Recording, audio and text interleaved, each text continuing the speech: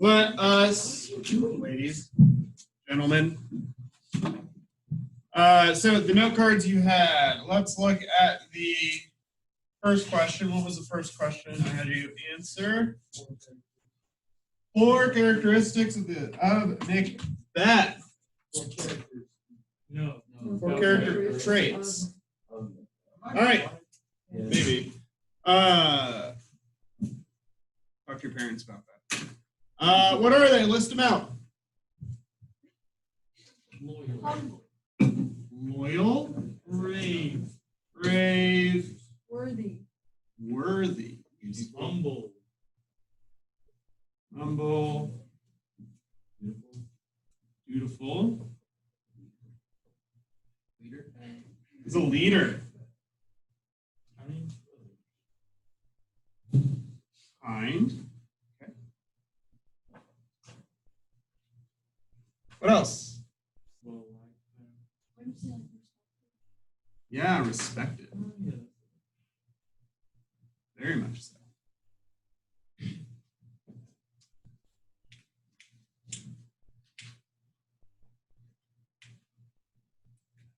Anything else? Out of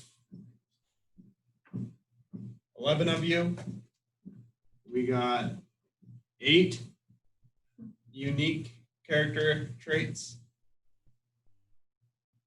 Jaylee, what were yours? I had humble, kind, ready. Then I said loving because he wrote a letter. Okay. Wait, are we grading this? No, it's not for a grade. Okay, because I was like, I can't think. Wait. What was the 4th one? That was 3. I said loyal or good. Okay. So loyal, humble, kind, loving. Brian, what were yours?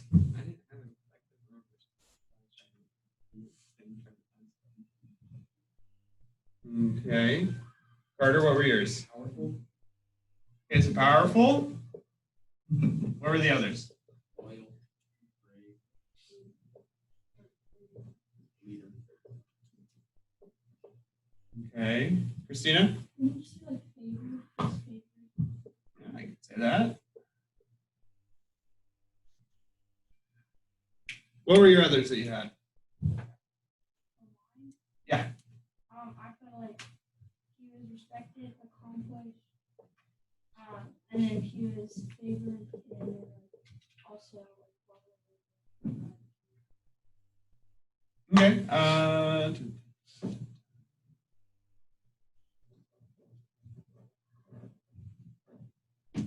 Skylar, what'd you put? I wrote brave, worthy, humble, and loyal. Jacob Bowling. Humble, beautiful, loyal, and kind. Okay. Nathan, what were yours? I had brave, humble, kind to others, and loyal. Favored. Or elected. Leo, what'd you have? I Oh, yeah. What do you think? Seems like an all right fella. yeah. Okay, interesting. Noah, what were yours? Leader, brave. So, in a sentence, how would you all as a class, actually, as a group, in 2 minutes, come up with a sentence description of Macbeth? Ready, begin. Wait, who's in the group? All of you. Oh. Taking these, describe Macbeth in a sentence. Okay. What do you guys say? Don't just list this. Brave Macbeth. A respected leader, Humble likes leader. people. Also loving and powerful. Favored and accomplished child. Does it say like I gave you the instructions you needed. okay, so a sentence. Yeah, Macbeth is leader. loyal, brave, worthy, humble, beautiful, leader, kind, respected, loving, powerful.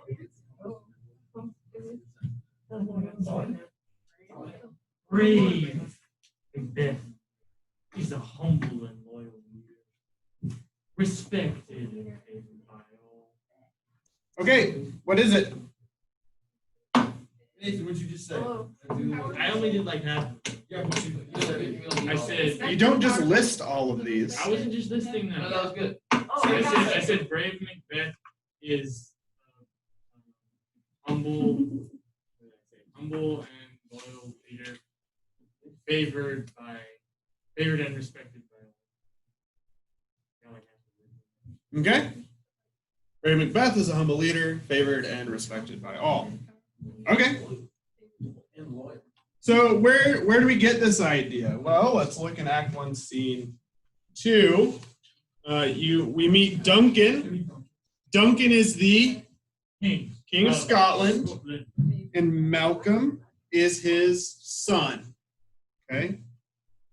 And they meet a bleeding captain, right?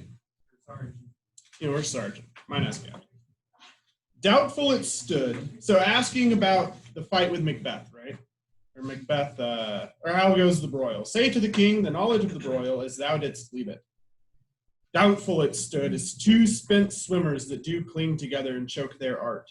The merciless MacDonald, worthy to be a rebel, for to that the multiplying villainies of nature do swarm upon him.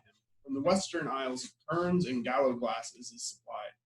And fortune on his damned quarry smiling showed like a rebel's whore, but all's too weak for brave Macbeth. Well, he deserves that name, disdaining fortune with his brandished steel, which smoked with bloody execution like valor's minion, carved out his passage till he faced the slave, which ne'er shook hands nor bade farewell to him, till he unseamed him from the nave to the chops and fixed his head upon our battlements. So Macbeth going into battle against MacDonald. MacDonald is another lord in Scotland, or a thane in Scotland, who has rebelled against the king with support from Ireland and the islands around Ireland, Western Isles. But the kerns and gallows glasses would be a reference to soldiers from Ireland. And so you have the Irish invading, you have MacDonald rising up against Duncan, and Macbeth goes and fights. Now, how does he kill, single combat, how does he kill MacDonald? He unseams him from the nave to the chops, slices him in half, cuts off his head, and puts it on the battlements. Jaylee, how do you feel about that? You don't like that. Why do you not like that? It's not a fun way to die. But Macbeth does this. Now then, when we meet Macbeth, when Macbeth is on stage for the first time, how is he acting? Well, he's normal, right? He's just walking home. Does he seem all that affected by this act? No. It's fair, it's valid. Well, it shows us. Now what? Hold on to that. It shows us Macbeth's comfort with violence. All right, you talk about how nice Macbeth is. He's kind. He's nice. But he is perfectly comfortable with cutting someone in half. It doesn't bother him. Someone he would have known, someone he would have been friends with. Right? Macbeth is a thane. Macbeth is also a lord in Scotland. There's not that many of them. They know each other. Right? They're all related to each other in some form or another. He has no issues chopping him in half. So what does that tell us about Macbeth? Well, he's very comfortable with violence. Maybe he's not as nice as you think. And then, right, so Duncan, oh, valiant cousin, worthy gentleman, as whence the sun gins his reflection, shipwracking storms and direful thunders break, so from that spring whence comfort seemed to come, discomfort swells. Mark, King of Scotland, mark. No sooner justice had, with valor armed, compelled these skipping kerns to trust their heels, But the Norwegian lord, surveying vantage with furbished arms and new supplies of men, began a fresh assault. So Macbeth and his army, Macbeth and Banquo are the generals, and their army drives off the Irish invaders. But as they do that, who attacks? The Norwegians, the Norwegian lord. So he's like, oh, hey, look, an opportunity. Duncan, dismayed not this our captains, Macbeth and Banquo? Yes, as sparrows, eagles, or the hare, the lion. Now, okay, let's point to beautiful uses of language. So, this is, so Duncan is asking, did the invasion by the Norwegian king scare Macbeth and Banquo? And the captain says, yes, as sparrows, eagles, or the hare, the lion. So, how much do sparrows scare eagles or hares scare lions? What? No, not at all. Lions eat hares. Oh, Eagles eat sparrows. I thought that it was no, I thought that the eagles were the Norwegian lords. No. If I say sooth, sooth being truth. So if I say true, I must report they were as cannons overcharged with double cracks. So they doubly redoubled strokes upon the foe. So they're like, so it's a simile, right? So they are as cannons overcharged with double cracks. So a cannon with 2 charges of powder in it, right? Souped up. Except they meant to bathe in reeking wounds or memorize another Golgotha, I cannot tell. So the except there can be read whether, right? Memorize another Golgotha, right? What's Golgotha? Place of execution, Where Jesus was crucified. Hey, we remember that. Calvary. So, saying, the captain says he doesn't know whether Macbeth and Banquo meant to bathe in reeking wounds or memorize another Golgotha. So to make a scene as memorable as Jesus being crucified. That would be a bit of an exaggeration. But I am faint, my gaseous cry for help. And so Duncan sends him away. And then Ross comes in, and Ross gives us a description of Macbeth fighting. Whence camest thou, worthy Thane? Duncan. From Fife, great king, where the Norwegian banners flout the sky and fan our people cold. Norway himself, with terrible numbers, assisted by that most disloyal traitor, the Thane of Cawdor, began a dismal conflict. So now we see that the Norwegian invasion was assisted by a rebellious Scottish lord. Right? Began a dismal conflict till that Bologna's bridegroom, lapped in proof, confronted him with self-comparison. Bologna's bridegroom. Bologna. Goddess. A goddess. Bridegroom. So the husband to the goddess of war, right? And who's that referring to? To Macbeth. Lapped in proof, confronted him with self-comparisons, point against point, rebellious arm against arm, curbing his lavish spirit, and to conclude, the victory fell on us.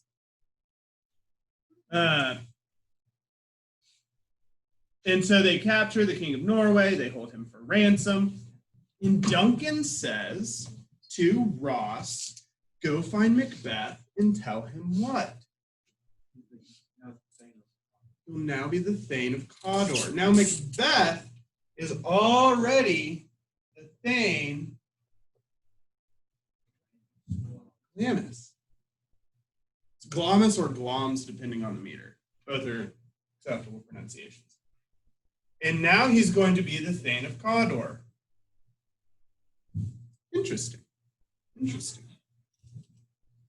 So, wait, is he going to be the Thane of both of them, or is he moving up? Yeah, he will have both titles. Yeah. What he hath lost, noble Macbeth hath won. So then, scene 3, open on the witches. The weird sisters, hand in hand, posters of the sea and land, thus do go about. Thrice to thine, and thrice to mine, and thrice again to make up 9 peace. The charms wound up. They're setting, cast a spell on somebody. And who are they going to cast a spell on? Macbeth. Oh dear.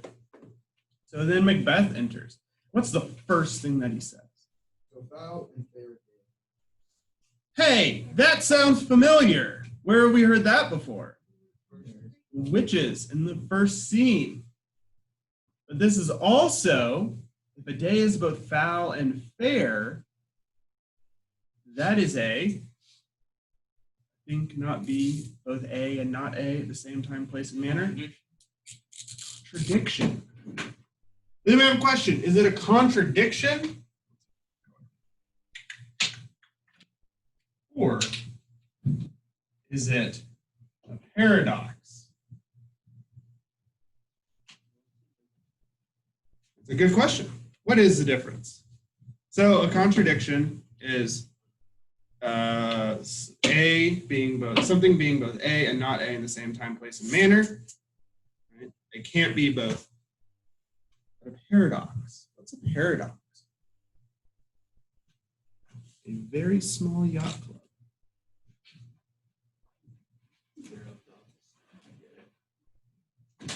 Do you get it? Yes, I get it. You only have 2 boats there.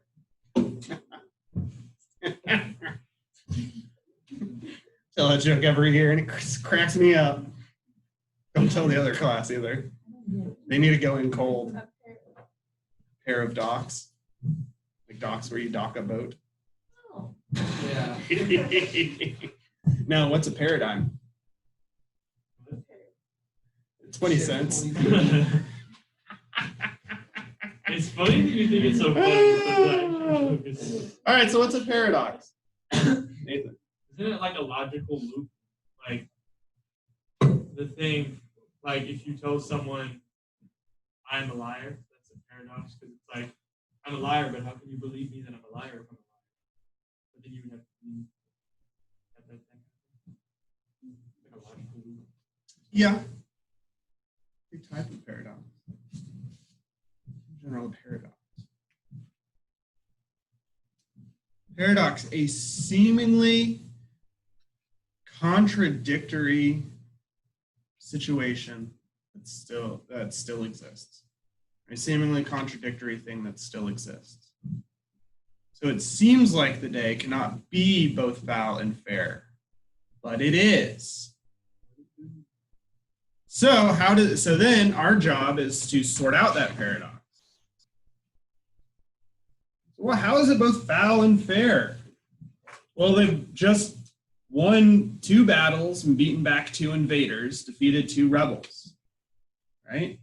But it was also full of death and violence and bloodshed.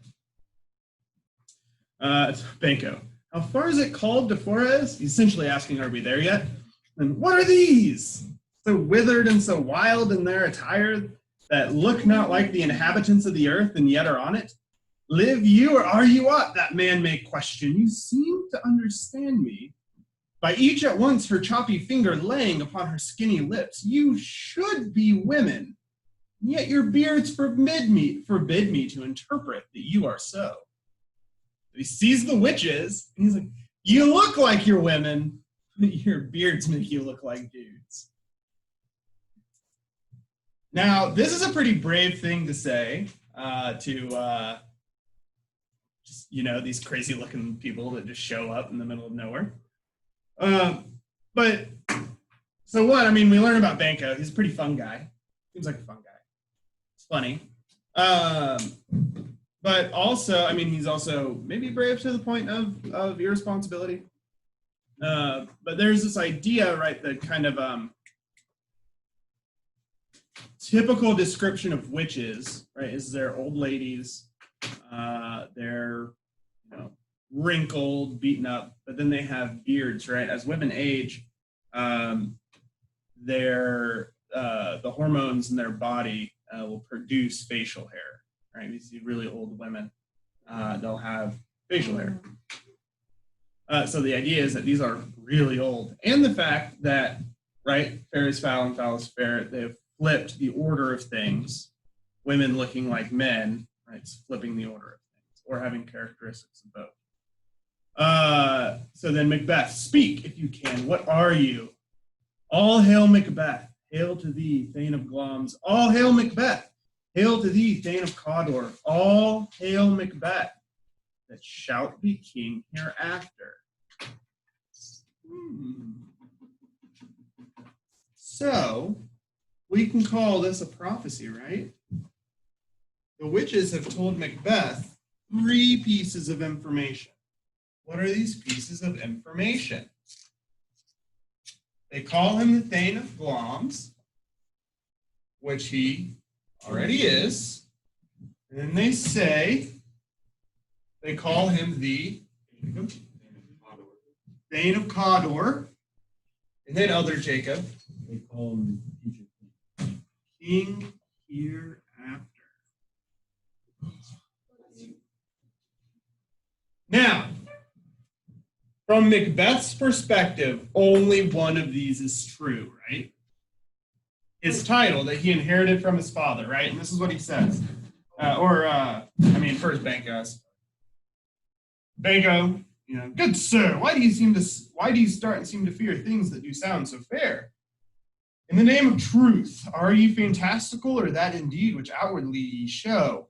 So Banco is asking, are you what you appear to be? All right, so we have this idea of appearances. Hold on to this idea of appearances. It's going to come up again. Underline, not cross out. My noble partner, you greet with present grace and great prediction of noble having and of royal hope, that he seems rapt withal. To me you speak not. If you can look into the seeds of time and say which grain will grow and which will not, speak then to me, who neither beg nor fear your favors nor your hate. Hail, hail, hail, lesser than Macbeth and greater, not so happy, yet much happier.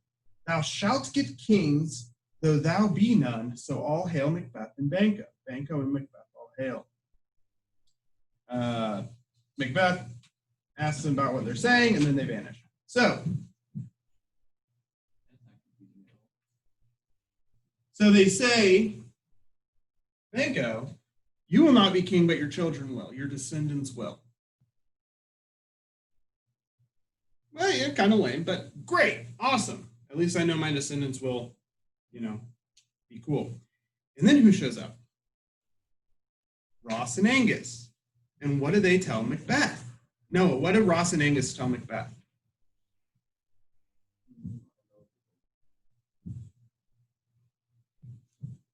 The king hath happily received, a little bit later.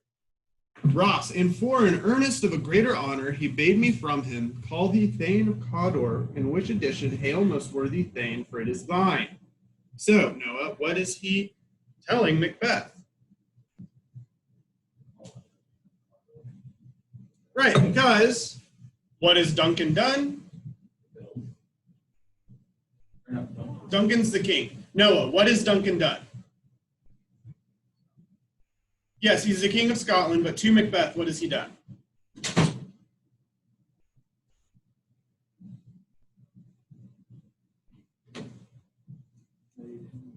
No. Noah, what has Duncan done? We talked about this 5 minutes ago. We go back to scene 2. We see Duncan say, no more that Thane of Cawdor shall deceive our bosom interest. Go pronounce his present death, and with his former title greet Macbeth.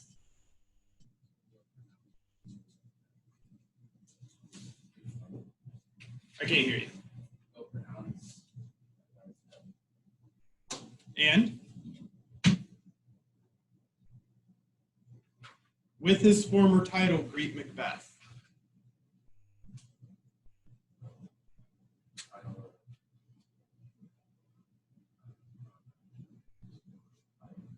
So Thane of Cawdor is going to be executed.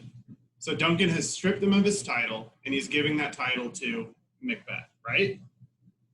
So here, Ross is saying that to Macbeth. Hey, Macbeth, you're Thane of Cawdor now. All right, Macbeth, the Thane of Cawdor lives. Why do you dress me in borrowed robes? Who was the Thane lives yet, but under heavy judgment bears that life which he deserves to lose. All right, so Macbeth has been awarded the title Thane of Cawdor. Hey, wait a minute. As Banco says, can the devil speak true? Are these prophecies legit? They got one thing right. Right? Exciting. Yes, Lauren. I thought that Macbeth knew that he was going to be the fan of after the battle. I thought he knew that because didn't he say? No, because Duncan makes that decision and sends Ross and Angus to find Macbeth and tell him he will be Thane of Cawdor. Because when the witches say that he'll be Thane of Cawdor, he's like, but he's alive. I can't be the Thane of Cawdor. The Thane of Cawdor yet lives. And then here, right, when Ross calls him, he bade me from him, call thee Thane of Cawdor. In which edition, hail, most worthy Thane, for it is thine. And Macbeth again is confused. Why do you dress me in borrowed robes? So to Macbeth, the witches are right. Right? Right? That's exciting. Isn't it? Well, that's what he thinks. It certainly looks that way. If they're right about one thing, they can be right about another.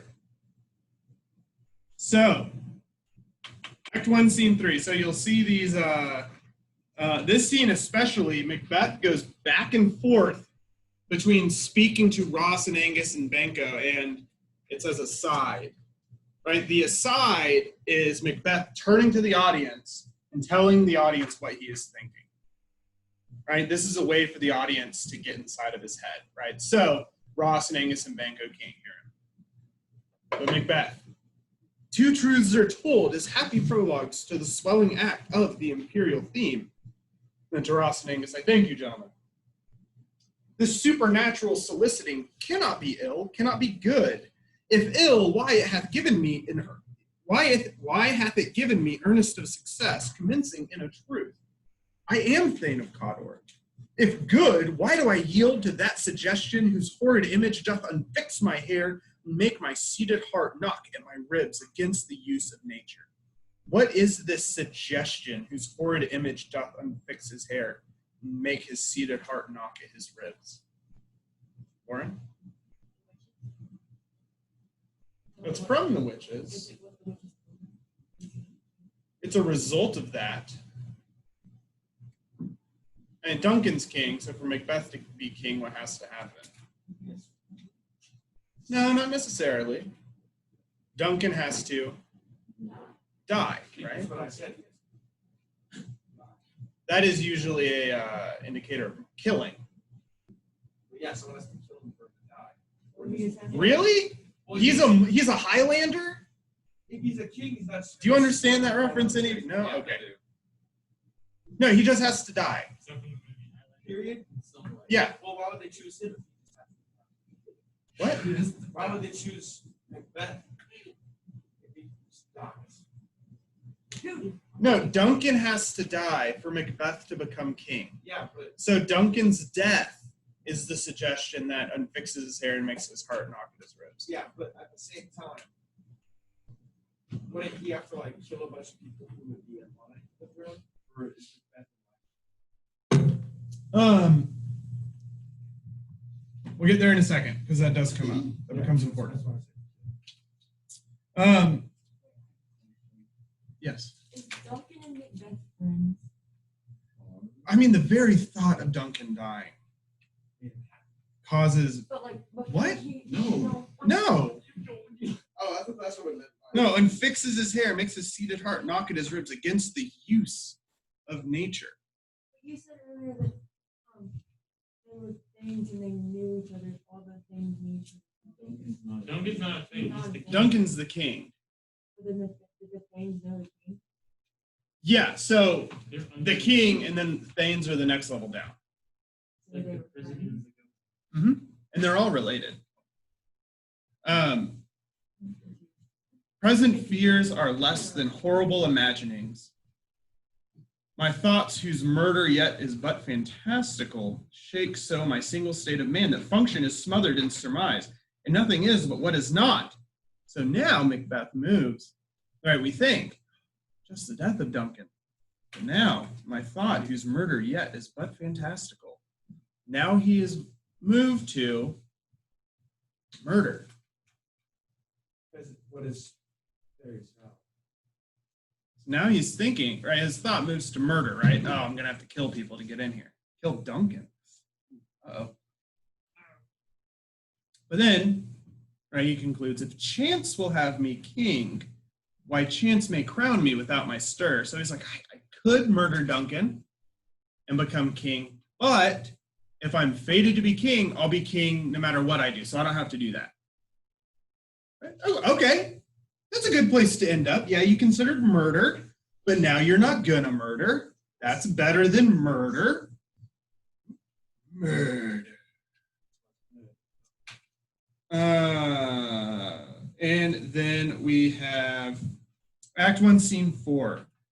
So we get the report from Malcolm about the death of the Thane of Cawdor, or the former Thane of, the man formerly known as the Thane of Cawdor. Nothing in his life became him like believing it. He died as one that had been studied in his death to throw away the dearest thing he owed, as 'twere a careless trifle.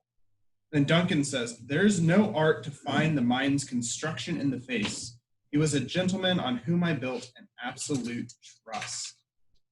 There's no art to find the mind's construction in the face. What's that mean? Nathan? He's saying like there's no way, like they don't teach you in school how to like see behind, you know, the facade of somebody. Like they could be putting on a show for you, you know, and you would know what they're actually thinking. Well, technically. Yeah. Latin scholars, frontis molla fides. The appearance is not the truth. Yeah, appearance is not to be trusted. There's no art to find the mind's construction in the face. So there's no trick to discovering what someone is thinking by looking at their face. He trusted the Thane of Cawdor. He was a gentleman on whom I built an absolute trust. And yet Cawdor betrayed him. What does this tell us about Duncan? He doesn't know this. Nathan? He might be naive. Yeah, seems a little naive, a little trusting, a little innocent. See how that works out. And then later in this scene, he declares our eldest Malcolm, whom we name hereafter the Prince of Cumberland, which honor must not unaccompanied invest him only, but signs of nobleness, like stars, shall shine on all deservers. So here, Duncan is appointing Malcolm the Prince of Cumberland. The Prince of Cumberland is the heir to the Scottish throne. Now, during this period, the way that the succession in Scotland, succession of the kingship of the throne, worked was that generally it was from an uncle to a nephew. Okay, so it wasn't, direct, it wasn't patrilineal. It was an uncle to a nephew. And the heir to the throne had to be, call it, ratified by all the other thanes. So everyone had to agree, all right, this guy is going to be a good king next. Let's have him. Okay, here we go. And so then king dies, new king comes up. Now, why would they do this? What does this prevent? What happens just here with all the betrayal fighting? Well, what happens when you have disagreements about who's going to be king next? War, right? You have a war of succession. And so to prevent that and prevent things like, murder and betrayal and all of that, if you get everyone's go ahead on the one guy everyone agrees is going to be a good king, you don't have to worry about that too much. And has there ever been an instance where there's a good king with a bad son? Yeah, all the time throughout history. It's pretty much a constant. And so you have this method of determining who's going to be king next that prevents a lot of these problems. And this arises out of the fact that kind of the kingdom of Scotland is more of a loose collection of clans, each led by a thane. So it's not, this concept of the divine right of kings, which is very strong in England from the perspective of King James, is, and we'll talk about it more, is not so effective, or it's not as there in Scotland, right? Because they're much more focused on, family ties with the clans. Does that make sense? Does that help with your question you had a little bit ago? Okay, cool. And then Macbeth says, right, at the end of Act 1, Scene 4, the Prince of Cumberland, that is a step on which I must fall down or leap, for in my way it lies. So if Macbeth's going to be king, he either has to become the Prince of Cumberland and maintain it until he becomes king, or leap it. Just skip that process altogether and become king, right? Why does he want to become king? That's a question now, isn't it? I don't know, but it wasn't even like on his mind until the witch was like, hey, Are you sure? king. Are you sure? Maybe not. Stars, hide your fires. Let not light see my black and deep desires.